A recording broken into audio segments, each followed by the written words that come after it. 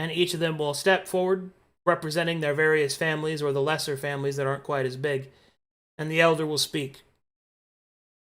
All in favor of hiding out in the Great Skull? The elder will raise their hand, and you will see that each of them will start to raise their hands, and then somebody will call out, "Should we be doing this in front of these here strangers?" Yeah, they're strangers. Yeah, we shouldn't let them see this. Yeah, this ain't right. What if they... And then the elder will raise their hand. Need I remind you of the laws of the swamp? And every single one of them will lower their heads that spoke out. These are our guests, and they are to be treated as such. They've been brought here by one of our blooded own. Corka Forka will wave. And I dare say, if I guess right, that they done employed him to guide them through the swamp. Forka will nod. They will be treated with the utmost passion, and they will be treated with respect and dignity, which means that if they're here, eating our gumbo, they can listen to us decide what we're going to do. Besides, as the elder will look at Cast, we ain't done nothing to nobody, and I know the church will respect that. Cast will suddenly feel all the eyes on him, and this older gentleman leaning on his cane. Cast will nod. You have done naught but show us hospitality. If it were within my power to find you, I would thank you properly. But from what I'm hearing, it seems as if that will be most impossible. The elder will nod. Your words is enough. Before you go, I'd like to have a word with you, young man, once our voting's done. Cast will nod. And the elder will continue. It looks like the great families are all in agreement. Come by the time of the wind of the north starts to blow cold, and winter starts its march down to the south, we'll make our way for the Great Skull. Now y'all have fun now. The elder will slowly approach.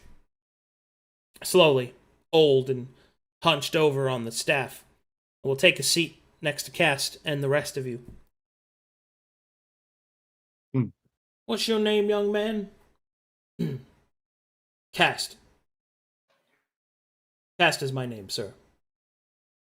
All right, so now I know that Corka Forka here is just trying to make a living, but he can better be a bit overzealous. So I just want to make sure you're not here for any of my kin, are you? Cast will shake his head. No, sir. We are simply passing through. Good. I think you should know, sir, that we got quite a few friends around here. Friends that you won't like very much, and they won't like you very much. Now, it's my intention that you'll pass through here without any sort of problems at all, as long as you remain polite and cordial to my people. Cast will nod. As long as they have not committed any heresy, I don't see any reason why we would not be able to get along. The elder will purse his lips, narrow his eyes slightly, and will say, I'll tell them to be on their best behavior. No need to give the church any reason to doubt. Cast will nod. I would hate to see such a kindly people be punished. Yes, the elder responds. And I'd hate to see how much blood it would take to punish them. Cast and the old man stare each other down for a moment. But eventually, the old man will hold out his hand, not breaking eyesight, but offering peace instead. Cast, awakened by this act, will shake his hand. Of course, sir. There's no need for bloodshed. Good. Now y'all welcome to sit here and eat, sleep, be safe. But I think it best maybe in the morning you shove out, yeah? Cass will nod. We're in a hurry anyway. Good. Nice to meet all of y'all. As the elder slowly gets up, starts to shuffle back into the party. Baron nods. Ethos Me- bows. Eating my second bowl of delicious food. Should we ask what happened? No, it's not our business. Much. And even if we knew, we wouldn't be in a position to do much. We are heading northward to the city. The stones are in the south. Besides, you don't really have a say in which way we go anyway, Gideon. I wasn't say we go, but information that we could bring back to the Pale City about what's happening in the south could be helpful. Bringing Well- back the news that there was a massacre should be plenty. Yes, One we have can this much. presume that it is either the risen that we ourselves encountered expanding further south, or that it is much like what overtook Dark Lake, plague and pestilence. Besides, I got Gideon, enough we're food. not the only patrol wandering the east. Somebody's bound to have seen it anyway. Cast will speak. Torvin, I believe this one's done eating. Torvin will move over to Gideon and will place the gag back into his mouth.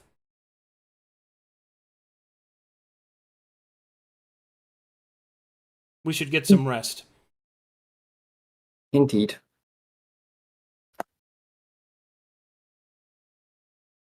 All right. As everyone starts to kind of cozy in, the soft, sultry sounds of the swamp and a strange peace will find its way towards you. Your rest comes easy. Despite all the tense feelings, harbored hatreds, or fears, the peace comes quick. Your dreams are filled with whimsy and hope.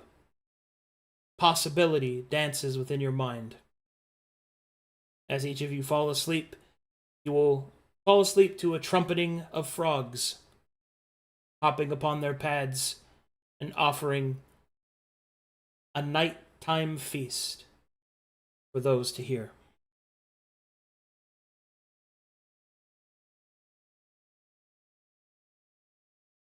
And thus, the morning comes, and the party rises. And so, you continue your journey, as Korkaforka calls Abigail, and you leave the gathering behind.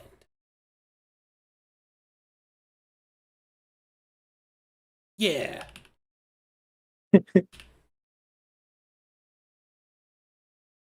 As we're traveling, I'm gonna poke Korka. You're a gator. Yeah? What about her? Did you name her Abigail, or did she come with the name? Oh no, I named her Abigail when I grabbed her out the egg that she comes swimming out of. Named her after my grandmother. Oh, your mother's name, Abigail. Oh, my grandmother's name was Abigail, that's right.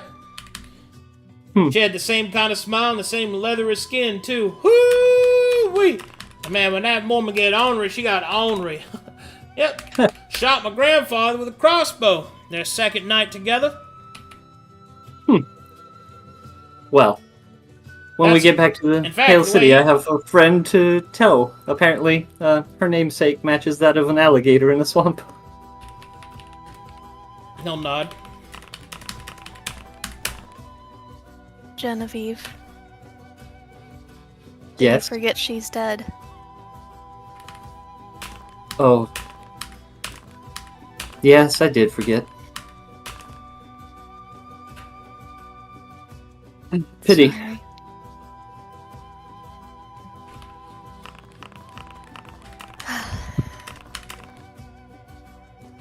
Tell her he never should have left the Pale City, Thorn. He wasn't going to be stopped.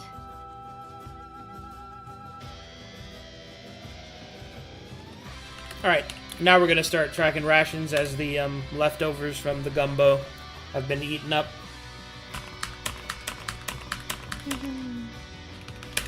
That's one day. Well, poke Gideon as well. Not that he can reply much, but I'm sorry we brought you back just probably to have you killed again. I'm sorry I was selfish. Oh, Raise an eyebrow at that.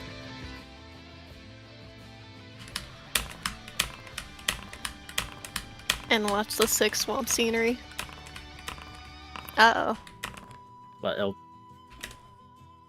grab your hand or reassuringly. Hand holding on this log? Oh well. Bat. No, none of that. Uh-oh. Ow. Parker Forker will suddenly go, shit. He'll pull out a huge leaf that he unrolls. Everybody get down now. He'll throw it over you. We'll pull Gideon down. Duck. You will hear the Squats sound. down. You will hear the sound of hoofbeats. Oh there, traveler. Who that there? Something I can help you with? We were just wondering, are you a merchant? No, sir, I am not. Why do you have so much cargo, then? That's my business. I don't come to your place and ask you how many women you've got under the back end. What? That's right. Them's my wives, and they're all asleep, and I won't be hearing you wake them up. You can hear the sound of, what? Those are all of your wives. That's right, all of them. This here's my favorite one. Say hi, Abigail. Oh, my word. That's right. Now, did you want something, or can I get back to taking care of business? Me and the ladies were just about to start our intimate nuptials. No, sir. Sorry to interrupt. You will hear the most awkward hoofbeats leave. Hit them every time. You act like a sexual deviant, they leave you alone. Yes, Y'all of course they do. Don't say anything. Y'all stay under that leaf until we get nice far away. And then a few moments will pass, and then he'll start to lift the leaf up. And he'll start to roll it up. Gotta be careful around here. All sorts of folk moving around, trying to make problems. I don't care what they say about that brass baron fellow. Last thing I need is for him to slaughter all of you on my ship. Much appreciated, I suppose. You're welcome. Or boat. I wouldn't say ship. I'd say boat. Anyway, it doesn't matter. Let's go. Come on, Abigail.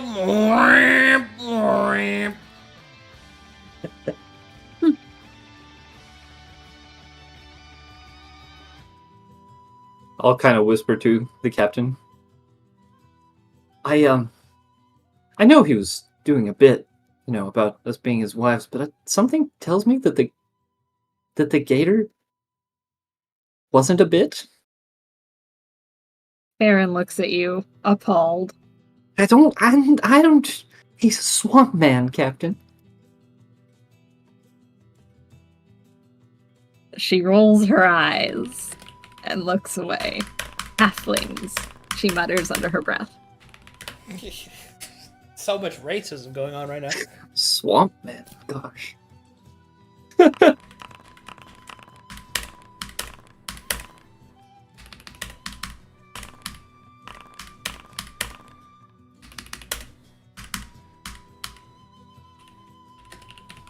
up, Merciless.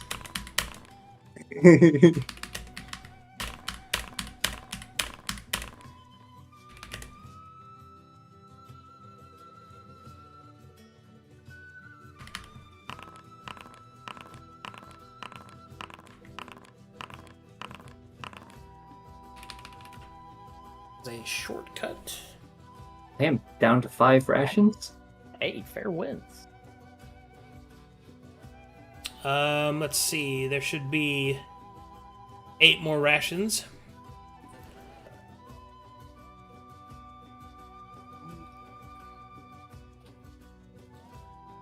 Ooh. Actually, I miscalculated then. That's lower. I've got like 3 left.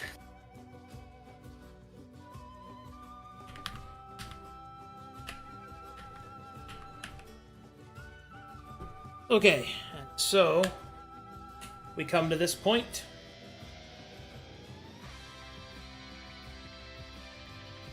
Orca will lead you over outside of the edge of the swamp, right into the great river that eventually turns into the inlet that feeds directly into the Pale City. I'm afraid this is as far as I can take you.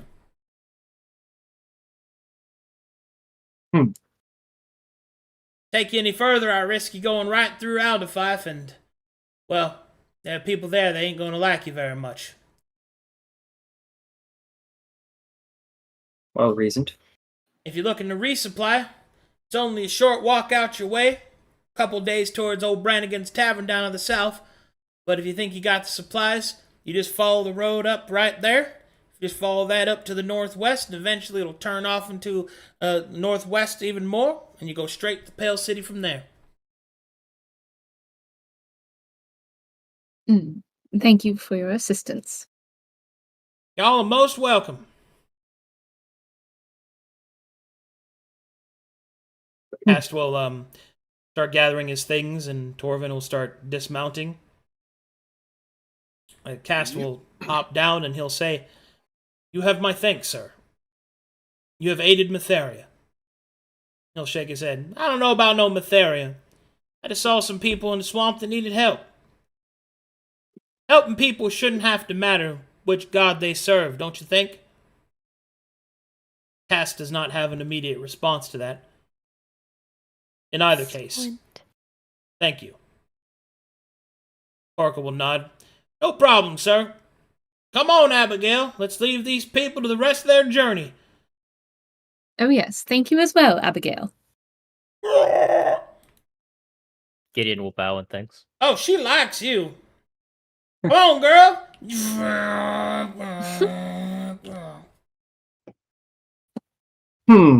Looks in pack. I think I'm a little low on rations for the rest of the journey. How many do we have total? I'm carrying an additional 9.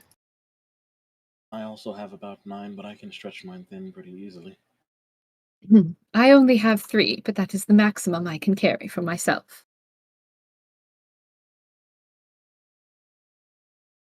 Ask Torvin. Torvin and Cast to look in their own packs. I have approximately a week left. What about you, Torvin? Same, sir. Perhaps it is best that we take the swamp man's advice and we could go to a Brannigan's Tavern. We could resupply there and perhaps even find out if the rumors that we've heard have been true. Cast will stroke his chin. It would I be think risky. that's wise. We're close to Alderfife.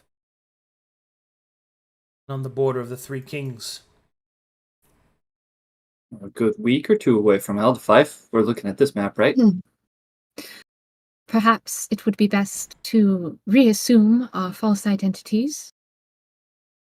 We only unveiled ourselves as inquisitors to the inset. Do you have a subtle plan to explain why you have 2 people manacled? Yeah, I was about to ask.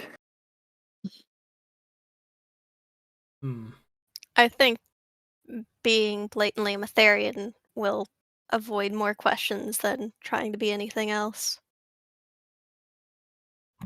Some of us could go. Keep the prisoners behind.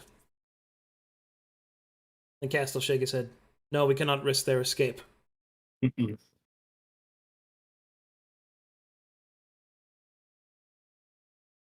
shall travel to the wilderness till we are close to O'Branigan's Tavern. We shall send one of us to investigate the situation. Baron, you think you could do this?" Of course. "We need to resupply. We will move southwest. It'll cost us a day, but I think it is a day well spent."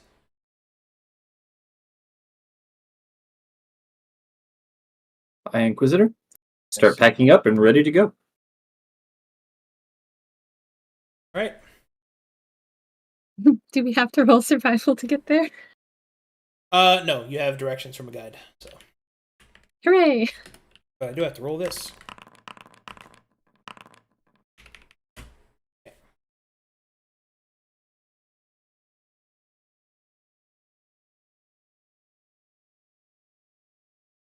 All right.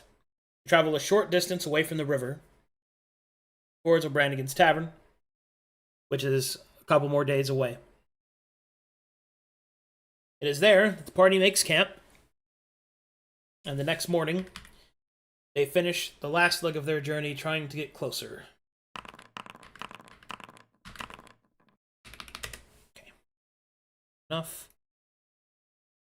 Moving at double time to right. Okay. You are now approximately a day away from O'Branigan's tavern, in which it is suggested that the party sets up camp while someone is sent forward to purchase supplies. Mm-hmm. Cast will state, Farron, I trust you with this, and perhaps you take someone with you, just in case. Yes, I would not be able to carry them all by myself. Someone strong, then. Preferably. Looks at the strong people. They're Both manacled. of them are manacled. Yes. Yeah, I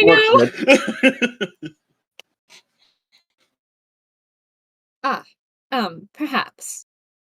Genevieve, as much as it may be distasteful, how much can Mr. Louis carry?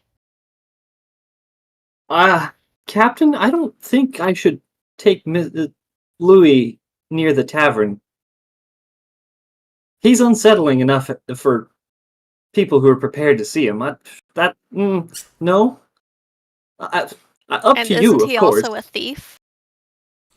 I think it is better to do it this way. Torvin, unmanacle Miss Thorne. Send her with Farron. I know that Miss Thorne will return, because if she does not, or Farron fails to return, I shall execute Gideon here and now. Do we have an understanding? Yes, sir. And she'll bow. Good. Captain has command. I wish you luck, Farron.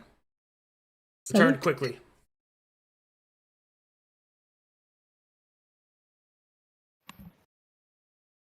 We will take our luckless look at the party and head behind her to O'Branigan's. I get to use a new cool map. Yay. Hooray, hooray.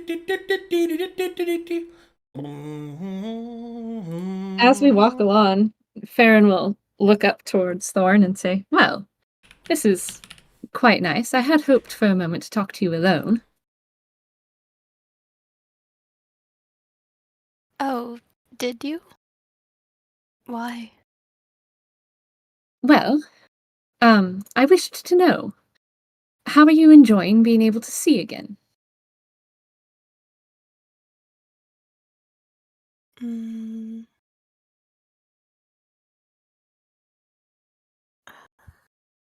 It is beautiful, and I was able to work on my writing. It's good to see again, but the cost may be a bit heavy.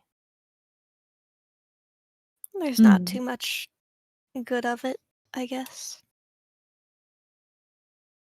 That is often the way I found.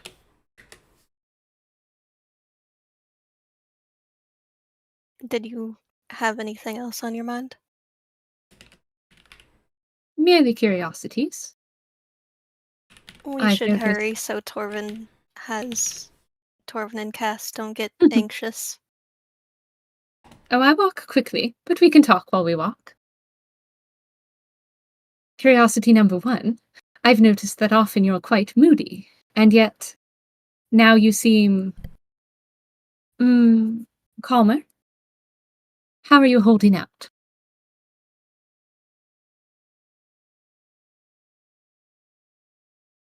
I am facing execution, and I'm hoping that your curiosity doesn't spark someone's interest, Captain. Ah, that's someone. No, not why I was asking. But, also, I suppose I should ask if your feelings towards me have changed over the course of this mission.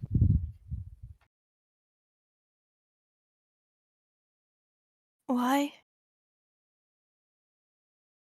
As I said before, curiosity. It doesn't matter, and curiosity will get you into trouble. Interesting. I would say it matters to me, as captain, to know of the feelings that my team is going through. Simply so that I can administer to them well, keep them physically, mentally, and spiritually safe as I am able.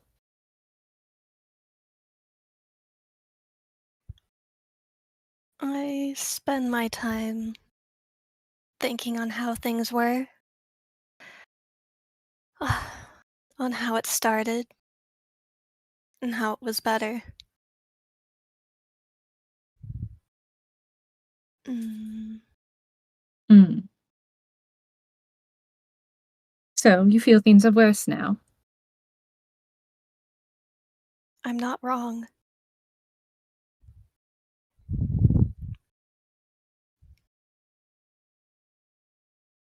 I And respect it's that. no fault of your own, but you are a reminder of why things are such. Hmm. Interesting. Everything has changed. My team has changed. And none of it for the better. Are you sure you're walking quickly? Just because I am shorter than you does not mean I'm walking slowly. We're nearly there. Ah, short. Thank you for enlightening me, Thorn. Hmm. If there's any way that I can help you, that would still be within my line of duty, please let me know. I do truly care for this team, you know. Then do what is right by the people.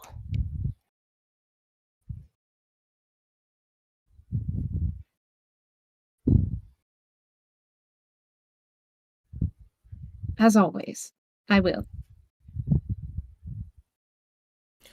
Alrighty. And so, I got some cool map stuff to show you. Yay! Haven't we been Full here of before? halflings. What? Mm-mm. Yeah. I think it changed. The map, I mean. Okay. Yeah, but the halflings are gonna show up. I know it. No! They've been traveling. Wait, No! what do you mean? I haven't changed maps yet.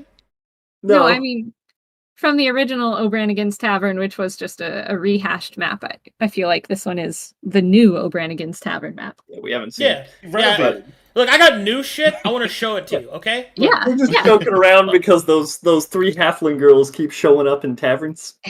They're on the move, and they are Farron's The bane of my nemesis. Look, man. Look. It's a joke. They move. We love Now them. you listen to me, Billiam. Someone here's gonna get slam jammed. Wham. Okay, hold on. Slappy hands. Hold on, I'm putting things in places. There are people here. They are. Okay, I'm just filling it up, putting some there. Okay, put there.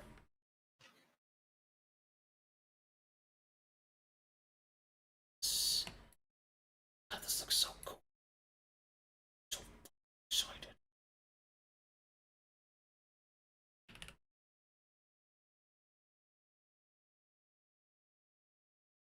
Do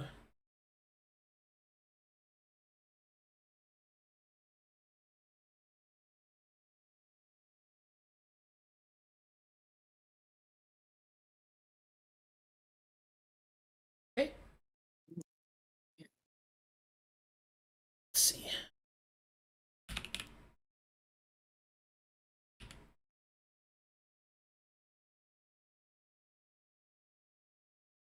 Ba-ba-ba-ba-ba.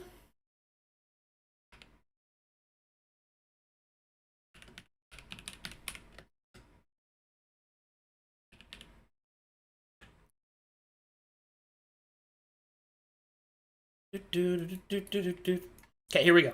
Sorry. Load it in. Let me get some music here. Something proper. Let's do this. And so you enter O'Branigan's Tavern. The new one. With cooler looking. Renovations. Yeah, it's been a few months since we've been We here. spent a lot of money there. He upgraded. He just renovated. It's fine. Let me know when you guys are loaded. 99. Ooh. I really like these Arcadum. These are great. Isn't it awesome, dude? Mm-hmm. I love them. Ah, I'm in. They have lighting too. Yeah. Man, Brannigan's really downside since we were last here. Well, there's war, you know. War I'm is happening. I'm just joking. It looks great. It's all your fault, Cape. You did this. Yeah. Anyway. all my fault. Anyway, you guys loaded? Yeah. People turning into dragons and Okay. fressin'. You will see that old Brannigan is walking around kind of tending to customers and things like that. But you will see that there are quite a few people in here. Some of them important enough for tokens. Ooh. Aww. Seated on this side, their backs to most of the rest of the tavern as they kind of discuss things in secret. You will see this guy. You will see this guy.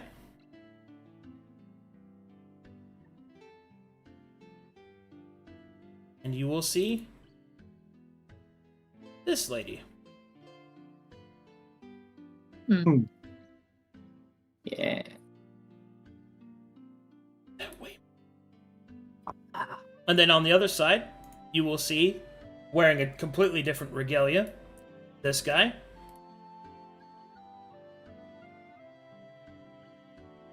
This lady.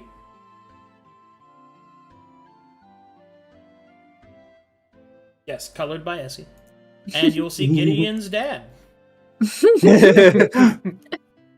Man, so if you cool. if you could see him now. Okay. And you guys are in disguise, right? I was hoping to be, yes. Okay. Same disguise Up that to you came Captain. through. Hey, swap your tokens, yeah. Oh, So man. basically, would he recognize you or not? He probably wouldn't recognize us because we only showed up in our Inquisition gear before. That's what I thought. Hello! Welcome! We got a full house today. What do you need? Maybe I can help you here. Ah, good afternoon. Yes, we're looking to resupply. My companion and I. I recognize your voice. Perhaps. He'll kind of stroke his beard. Been a while since I've been to the Pale City, though. It's fine. Well, what can I do you for? I got lots of food. I can convert it to rations if you like. Yes, please. All right, that's a big lady. The size of that token. We're going to need Why's your several. token so big? She's just She's really swole, Arcadum. Wow. Anyway, he will start writing down everything you need. How many rations do you think you need specifically? How long is it to the Pale City? Approximately 2 more weeks. 2 more weeks. So...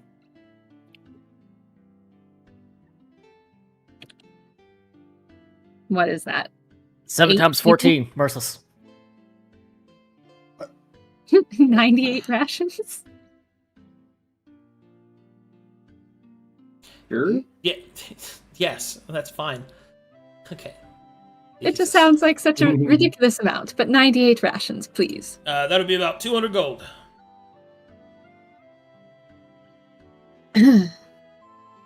Nova, can you help supplement? Shows Captain the 9 gold. Oh no. You didn't think this one through. Huck starts to narrow his eyes, sensing poor people. So, Mhm. explain to me what my merchant badge was for again, because I don't really have any notes on it. I just have a note that I have one. Your merchant badge means that you are an official merchant, and therefore you can participate with. Basically, you are means that you are able to deal directly with state entities. You're viewed as a merchant, so that people will know that you are a reputable source in which to buy things from. Will it be enough to give me a line of credit? And I show him the merchant badge. We've fallen on somewhat hard times and need to make back to resupply. All right, let me see. Name, please. Fiona Ironhall. I'll write that down. Line of credit. Hold on, I need to get a. Mark. He'll put a piece of paper and parchment over your badge, and he'll fill it in with some coal. Mm-hmm. All right. How much do you have? I have 89 on me right now, sir. It's not even half. Fiona, Yes, Nova. there'll be more supplies in the cart, and I think you also didn't consider that while I am strong and in your service, I can't carry that much in one go. Oh, So we are going to tragedies have to strike make again. trips anyway. You should have thought this through. Perhaps. I was just in such a state of mind. Focus on work, questions later.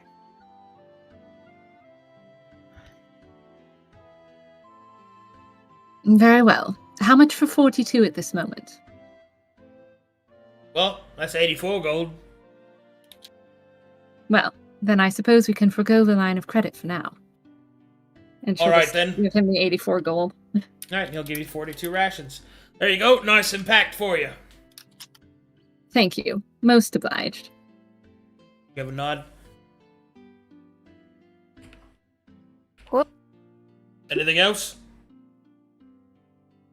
Nova, would you like to stop for a drink, or shall we just head on our way? We're not tarrying. Very well. We shan't lose the light, so if you'll excuse us, we'd like to go a little further before it gets dark. Understandable. Have an excellent day. You as well. It's like I've heard her voice before. Maybe it's in one of them brothels. Meanwhile, back on the world map.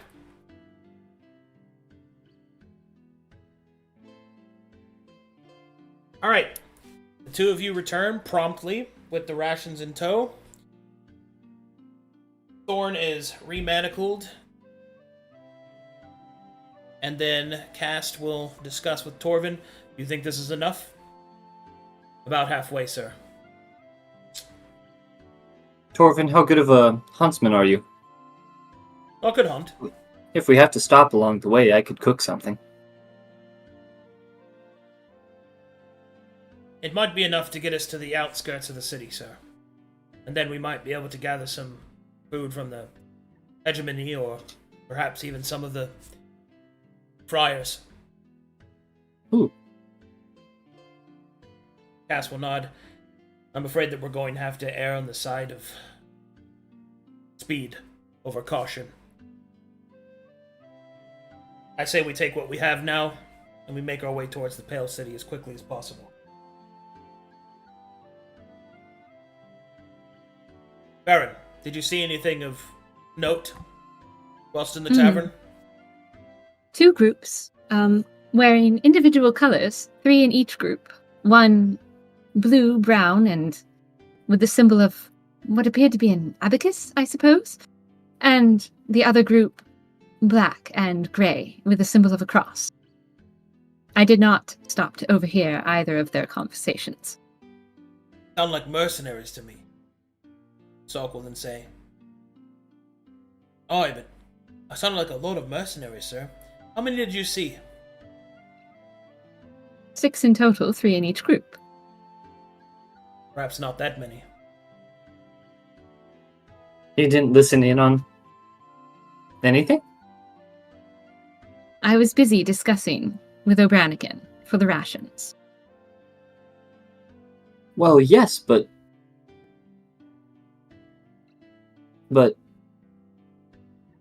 Never mind, Captain.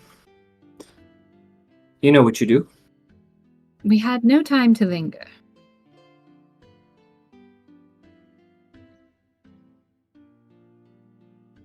Shall we? Salutes. If hunting is a nature check, I can help Torvin hunt. It is a survival check. Ah, well. I can jack of all trades. Ha ha! Okay. But, yeah. Probably want to be a day or 2 out from a tavern before doing that. Oh, most You're definitely. not going to find much here. Time to hunt the people. Haha. Ugh. And so, Horrified face. out the party goes. Whee!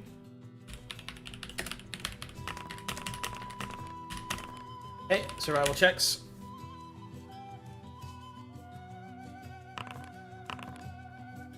That's plenty, I don't have to roll the NPCs. Okay. Survival checks. Okay. We're good.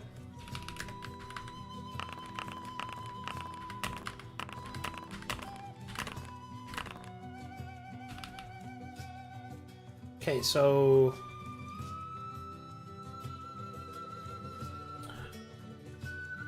it begins to rain.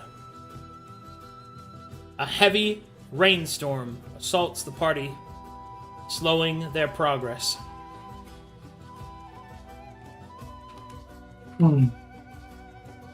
What's up? Survival checks.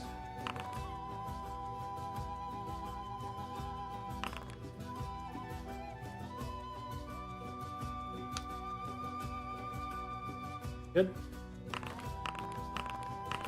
Nice.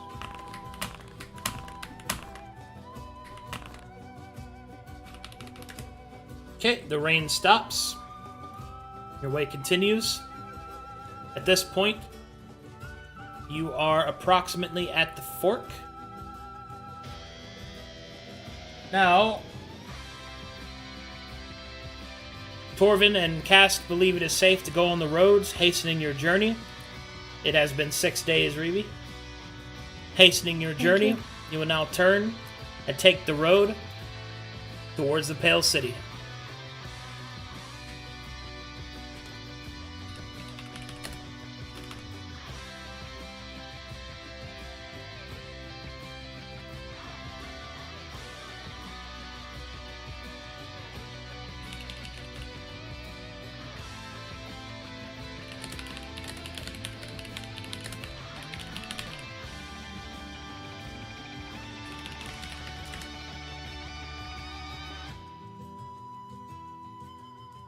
Guess we'll have to do 4 each day now, Reeve. I still have some, but yes, I've been putting myself on half rations and hopefully Mythos as well. Maybe I should be doing that. Oh, when we were in the wilderness, I have to eat every day, or else I get bad at directions. But once we're on the road, I'll be having mine. Okay. And no, Jenny should be on top of things. Survival checks. Hmm. Okay.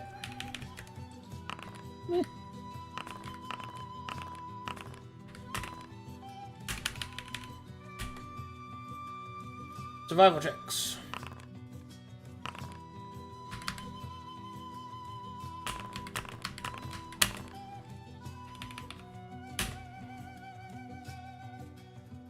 Survival checks. No. Okay, gotta roll as Now Mythos is plus 6. Okay, we're good.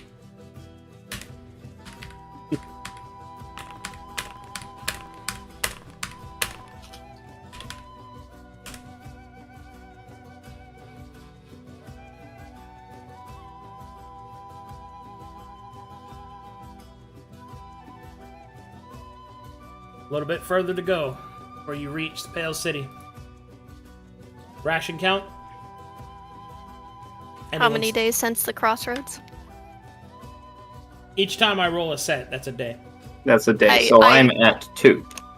I lose with like how the dice flow, so it's. I put line breaks in specifically for that purpose. So let's see. It's been 5 days. Looks like Yeah, 5.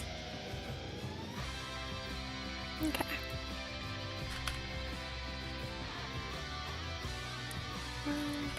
It's part of the party rations. 14 rations remain Okay. with me, and I feed 3 people. Which means we've got 3 days. Survival checks.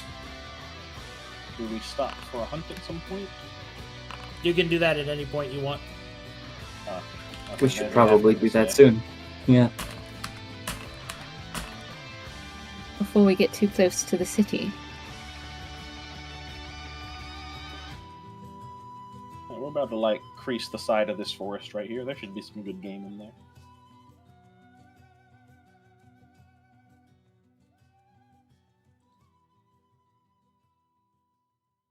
Okay, party gets closer. Now you're gonna go at slow speed in order to hunt. Yes. Yes. Yes. Yeah. Who are your Yes. hunters? Who are your navigators? Can't do both. I'll take whichever one Farron doesn't take, and then I think Torvin and Cass can do the same. I'll Two alternate navigators, them. 2 hunters. Yeah. So what Sounds do you want good. to do, Farron? Hunt or navigate? Mm. Donnie can be on Navigate as well. Yeah, I think I'll leave navigation in Cast's hands and I'll hunt for today. Okay, navigating. Navigating as Donnie. We're good. Hunter rolls. This is survival, you said? Hmm. Okay. Rolling for hunt success.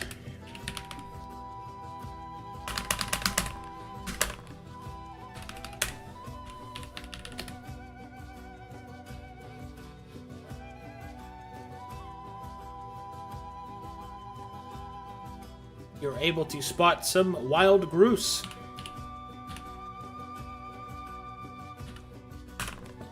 Twenty-three rations Nice. as you hunt several of them working together. Nice. Nice. I'll put those in my inventory since I Wow, have that room arrow for it. maintenance that Torvin helped me with really improved my shots on these deer. Okay. Sounds That's good. like Well, 10 grouse days. are like wild chickens, kind of. They're bird. Oh, They're birds. You hunted Birds. like 12 of them. yeah.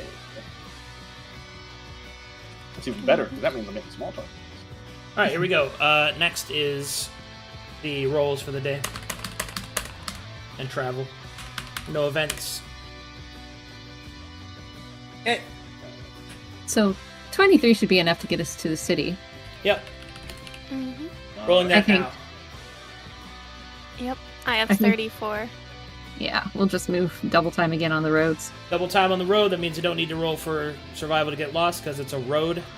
And here we go.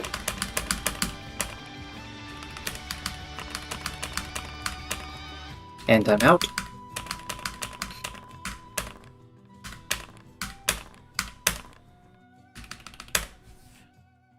Okay. Sorry. It's at this point that something happened. Ask Thorn for rations, Genevieve, if you're truly I have. out again. I have. She's been feeding me. Very good.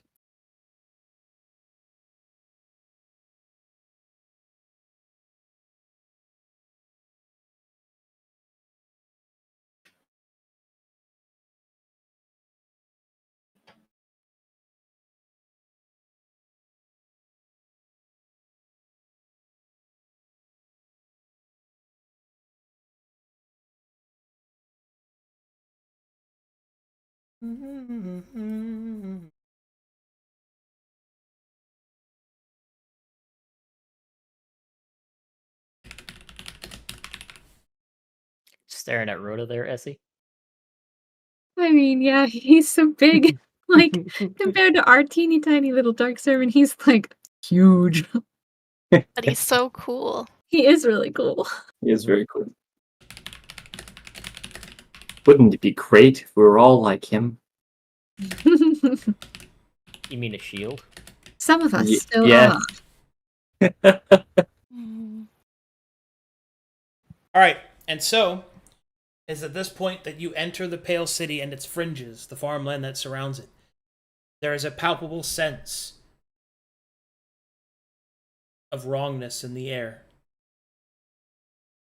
Doors wide open to cracked windows, to fallow fields, to bloodied steps.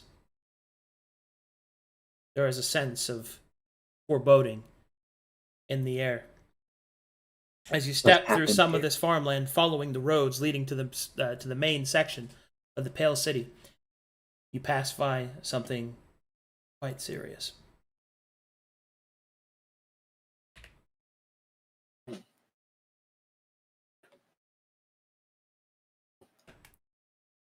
Here, don't go anywhere else. Zooming in.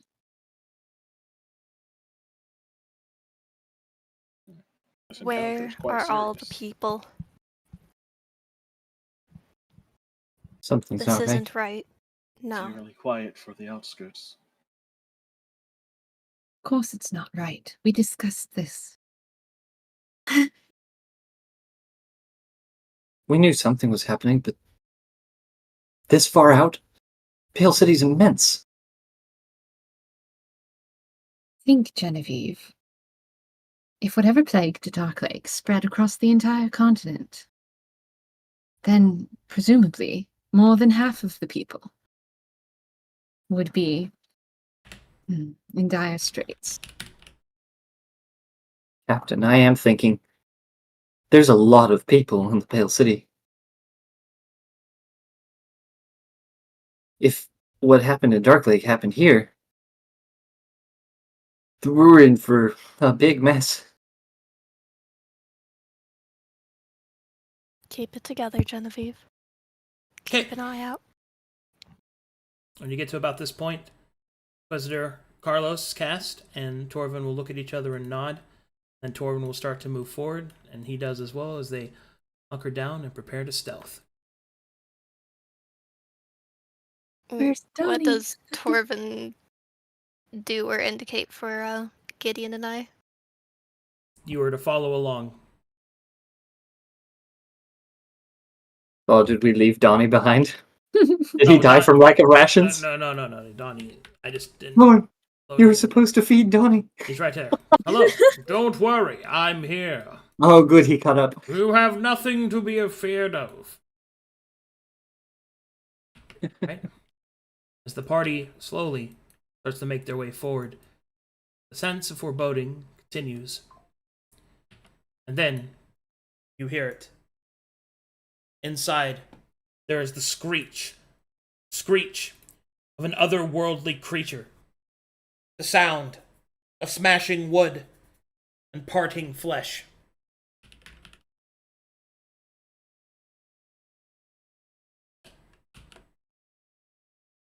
What do you do? I draw my weapon and I don my shield.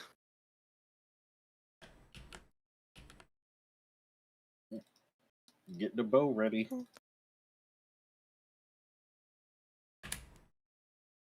I sign to cast. We are in no position to fight. You need to know what's going on. And at the very least, investigate. Very well. Shakes head. Stay low. Readies to yoinkers Ginny. Thorn, Mm, you are shackled. You stay low. okay. Quiet, please, since we're sneaking.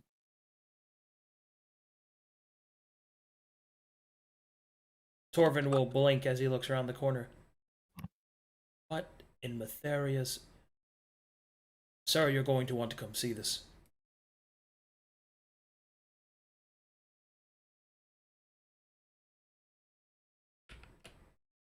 Still both staring around the corner.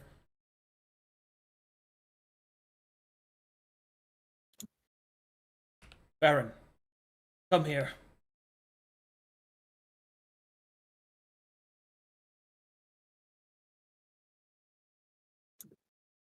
Okay. As you look around the corner, you can see that there is a pile of broken and shattered creatures of an unknown origin. Each of them have their bodies split open, pieces of themselves flung around. You can see that one of them has their head collapsed in on itself, and standing there, a black cloak billowing in the wind, standing upon a single foot placed upon the head of its defeated foe, stands a mysterious stranger. It's Alright. time. You guys see... You guys... Oh gosh, is that the laughter he makes? You cackles in the wind. You guys see this. Hooray! I had to tell you what, that was the unsightful creatures that gave me a tussling. Woo! But by the light of Matheria, I'll quench these creatures from this land. What? Please that? introduce yourself and your character. Shudders in My horror. name is Merciless, and this is Flo Reiterman, a ranger from the Fallow Lands.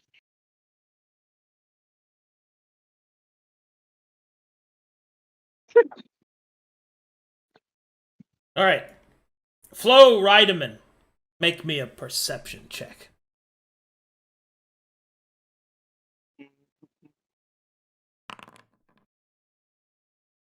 You detect no more enemies. The enemies of Matheria lie broken before you. But oh, what is this?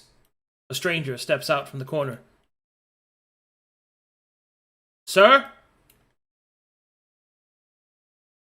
Oh, howdy, partner. How you doing? What are you doing around these parts? My name is Inquisitor Cast. We have only just arrived in the Pale City.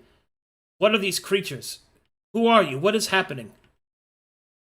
I don't know what these creatures are, but I answered the call for the Pale City's call for aid, and these abominations were here. So I decided to take care of these problems. And my name is Flo. Greetings, Flo. These are my companions. Torvin will step out and nod. Donnie will step out and go, "My goodness!" Allowed strangers. He Stay will low. leap up over the fence and stand before you, Flo. I sense a great and powerful faith emanating from you, my friend. I try, and thank you for the compliments. How tall is Donnie Ogerson? Donnie Ogerson is an imposing 5'8". Flo towers over him at 6'5". He will look down upon you. Oh, it's a pleasure to meet you as well, sonny boy. What is your name? I am known. What is it? It's not. It doesn't. It says chosen under his token. It bothers me. I am the chosen one, Donnie Ogerson, servant of Metheria's light. Well, it's a pleasure to meet you, Donnie. I too serve our great goddess.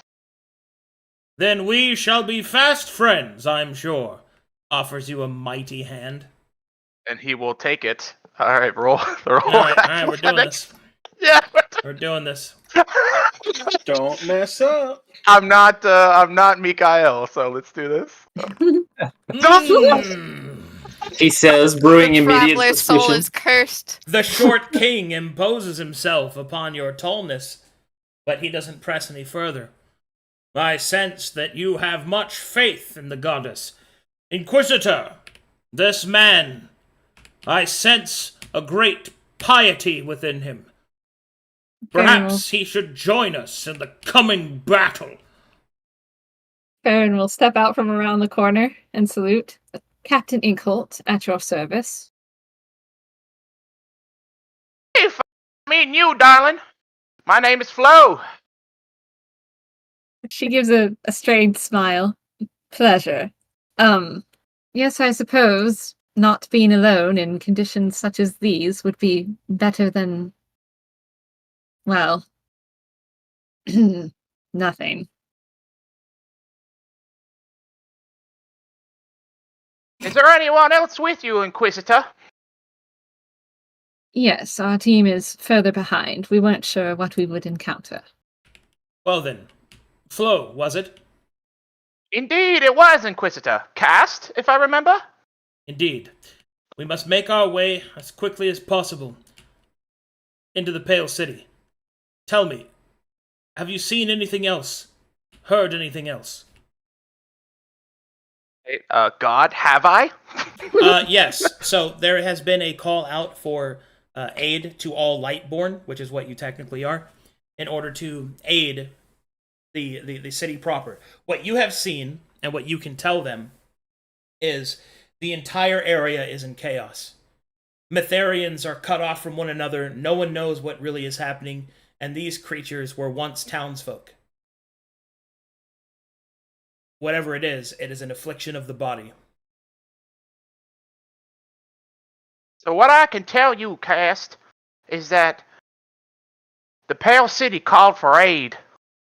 And these abominations, these vile creatures, they used to be the townsfolk. There's chaos around. Metherians have been cut off from each other. We can't coordinate with each other. It's just chaos, everyone, to tell you what. It is madness here. I see. Have you been inside the city, or only on the farmlands? I have yet to be inside the city. I've been killing these creatures, trying to quell them from Metheria's lands. This glorious land, they have no business treading on it. So I did what I thought was best, and I'll tell you what, and just quelled them from existence. Your zealotry and your commitment are noted. But we must not waste your strength. Come with us, and we will find a proper use for it, I'm sure. We must report in to my superiors. There must be some of them left. By our light, I hope so, but alrighty now, let's get on to trucking. Flo Rideman has joined the party. Good God. A Lightborn. This is like having Polk Praisman on the team. No, it's what? Not as cool. Not as cool. Hulk Praisman is a Lightborn as well. It might as well be the same. Oh man. Amateurs. All right, well, that is a good place to call it. So I'll call it that. Yeah. Flo Riderman, Nice. for those who want to know, is a Black Steeps Ranger. He steeps Steps. like tea. Black steps, Ranger. I'm going to kill someone. Listen, when I'm from the stepping of the I'm black. from the stepping. I'm When from Nara- the- when Nara sent me this art to make a talkie of, my response, my first response, gut instinct, I am going to kill him. I haven't done it yet. He's still alive. You couldn't even kill Mikael. What do you mean? I know, but I've changed my tune. Now I'm gonna kill everyone in the world. Everyone. Okay. I think it's time. Where is she? for Where is some fan Materia? art. Where is Materia? Where's Lotharia? I'm telling you, where is she? Okay. Tell me where she First up, we is. got some KC reality art of Shut Up Old Man Oh, Jenny. and some naughty whispers. Mm. Gideon. Unfortunately, I died. But I survived. Yes. And then we've got this Fox and the Hound Gideon Mikael art. Big Aw. sad. So Mhm. sad. Right in the fields. Mhm. Ah, yes, the correct color scheme. Lavender Man. Mhm. Ditto is what that is. It's ditto. Oh man, this is some good shit right here. I like this one a lot. Oh, hell. Yeah. Yeah. Oh, Casey's really cooking with that one. Popping off. Mhm. Art by KC for the potential future orc boy. Oh, God, he's wearing a crow mask. Oh yeah. We stopped him before it was too late. He is not vengeance, he is forgiveness. Yeah. Me the past 2 sessions. Just raging in non-RP. You brought this on Sorry. yourself. I forgot to ask to get your gag out. Rip. It's fun. Imagine becoming a dragon man. You know becoming a dragon makes you unplayable. That's the rules. Imagine not sticking up for your friend. Crazy. Mm. Mm. Can't Anyway. relate. I was exiled. Anyway, I'm gonna have to watch all those VODs. good sesh, guys. Good sesh. Thank you, Yeah. everybody. Good session. But a good. Here at the Glory Stream, we appreciate any and all support. We travel. Thanks for watching, everybody. Thanks for all the support. I have good news. In approximately 50 minutes, we will be having our session 0 for another game. He's Whoa! a crazy man, everybody. Crazy. So, I'll see you guys in about 50 minutes. 50 minutes. Alrighty, dighty. Thanks for watching, everybody. Hugs and or kisses. Bye-bye. Bye. Bye.